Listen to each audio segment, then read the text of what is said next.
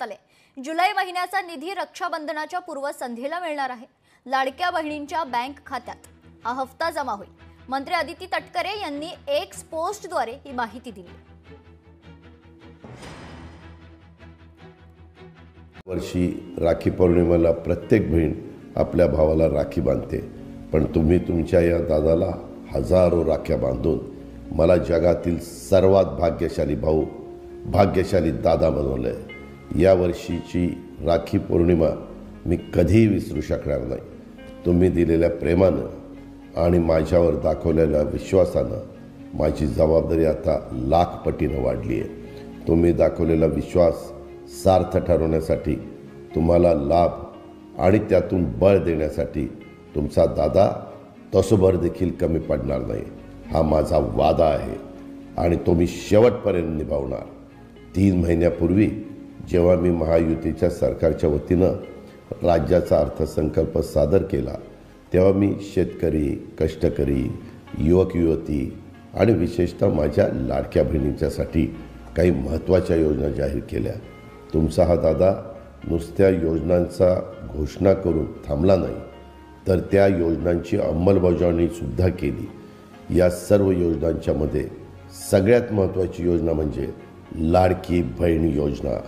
माझ्या लाडक्या बहिणींना, मायमाऊलींना स्वतःच्या पायावर भक्कमपणे उभं करण्यासाठी आणि त्यांना स्वावलंबी बनवण्यासाठी मी अर्थमंत्री म्हणून उचललेलं हे सगळ्यात मोठं पाऊल होतं। दुर्दैवाने आमचे विरोधक लाडकी बहीण योजनेसंबंधी माझ्या मायमाऊलींच्या मनात भ्रम पसरवत आहेत। जेव्हा मी लाडकी बहीण योजना जाहीर केली, तेव्हा विरोधक म्हणत होते की या योजनेची अंमलबजावणी शक्य नाही। जेव्हा आम्ही या योजनेची अंमलबजावणी सुरू केली आणि माझ्या मायमाऊलींनी आनंदाने योजनेचे फॉर्म भरायला सुरुवात केली, तेव्हा विरोधक म्हणू लागले की फॉर्म तर भरून घेतील, पण खात्यात पैसेच येणार नाही। आणि जेव्हा माझ्या बहिणींच्या खात्यात अजून 7,500 रुपये जमा होऊ लागले, तेव्हा भेदरलेले आणि घाबरलेले विरोधक म्हणू लागले की आता पैसे येत असले तरी निवडणुकीनंतर येणारच नाही।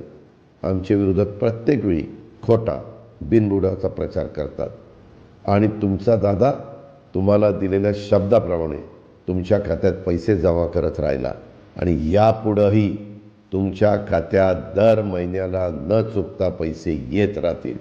आम्ही जसं राखी पौर्णिमेला बहिणींना ओवाळणी दिली, तशीच ओवाळणी भाऊबीजेच्या निमित्तानं सुद्धा देत आहोत। येत्या विधानसभा निवडणुकीनंतर आमचं महायुतीचं सरकार लाडकी बहीण योजनेअंतर्गत मिळणारी रक्कम वाढवण्याचा निश्चित प्रयत्न करेल। हे राज्यातील मायमाऊली आणि बहिणींच्यासाठी उचललेलं एक ऐतिहासिक पाऊल असेल, याची माझ्या लाडक्या बहिणींनी नोंद घ्यावी। याला जोडूनच मी अजून एक महत्त्वाची गोष्ट माझ्या बहिणींना सांगू इच्छितो की माझ्या संसाराचा गाडा हाकण्यासाठी, मुलांच्या शिक्षणात मदत करण्यासाठी, त्यांना त्यांच्या पायावर सक्षमपणे उभं राहण्यास मदत करणाऱ्या लाडक्या बहीण योजनेला विरोधक बंद करण्याचं स्वप्न बघत आहेत। परंतु तुम्ही बांधलेल्या आणि पाठवलेल्या प्रत्येक राखीची शपथ घेऊन सांगतो, तुमचा दादा ही योजना बंद होऊ देणार नाही।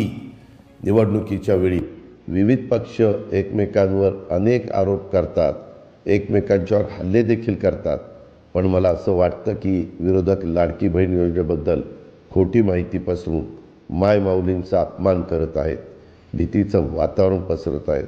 पूर्वी विरोधकांनी सांगितलं की पैसे मिळणारच नाही, आता ते म्हणत आहेत की पैसे का दिले जात आहेत, याचं उत्तर माझ्या भगिनींना द्यावं लागेल। विरोधक म्हणतात की महिलांना थेट पैसे देणं व्यर्थ आहे। त्यांना मी सांगू इच्छितो की मागच्या 2 महिन्यात मला हजारो बहिणी भेटल्या, काहींनी राखीसोबत पत्र पण पाठवलं।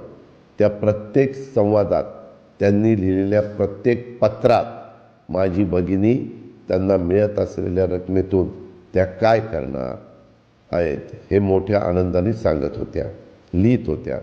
काहींनी तर सांगितलं या पैशातून छोटासा व्यवसाय करून आपल्या कुटुंबाला समृद्ध करण्याचा प्रयत्न करणार आहोत। एका माऊलींनी 2 महिन्याचे आलेले पैसे आणि त्यात आपले स्वतःचे काही पैसे जोडून एक शिलाई मशीन घेतली ती आता तिच्या आजूबाजूच्या घरातील महिलांचं शिवणकाम करत आहे आणि त्यातून तिला बऱ्यापैकी पैसे मिळतील अशी माझी खात्री आहे.